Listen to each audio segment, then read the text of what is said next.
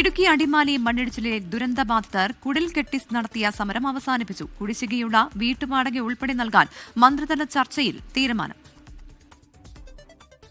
അടിമാലി കൂമ്പൻപാറയിലുണ്ടായ മണ്ണിടിച്ചിലിന് പിന്നാലെ സർക്കാരും ദേശീയപാത അതോറിറ്റിയും നൽകിയ വാഗ്ദാനങ്ങൾ പാലിക്കാത്തതിനെതിരെയായിരുന്നു കരാർ കമ്പനിയായ ഇകെകെയുടെ യാർഡിന് മുൻപിലെ കുടിൽകെട്ടി സമരം. മന്ത്രി റോഷി അഗസ്റ്റിന്റെ അധ്യക്ഷതയിൽ ദുരന്തബാധിതരുടെ പ്രതിനിധികളും എഡിഎമ്മുമായി നടത്തിയ ചർച്ചയെ തുടർന്നാണ് സമരം അവസാനിപ്പിച്ചത്. ചീഫ് സെക്രട്ടറിയോട് 2 ദിവസത്തിനുള്ളിൽ റിപ്പോർട്ട് സമർപ്പിക്കാൻ നിർദ്ദേശിച്ചു. അവർ താമസിക്കുന്നവർ തന്നെ താമസിക്കും. അതിനകത്ത് ആവശ്യത്തിന് മാറ്റം വരുത്താൻ ഉദ്ദേശിക്കുന്നില്ല.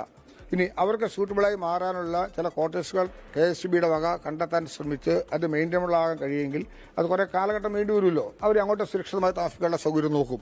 അതുവരെ ഇപ്പം എന്ത് കഷ്ടത ഉണ്ടെങ്കിലും ശരി, അവർക്ക് ബുദ്ധിമുട്ടുണ്ടാക്കുന്ന ഒരു കാര്യത്തിനും ഇല്ല. അവരിപ്പോൾ താമസിച്ച പോലെ തന്നെ കാര്യങ്ങൾ അവിടെ തുടർന്ന് പോകാൻ ആവശ്യമായ നടപടി സ്വീകരിക്കും. 6,28,000 രൂപ കരാർ കമ്പനി കൈമാറി.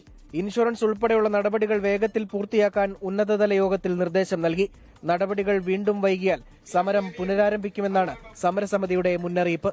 24 ഇടുക്കി.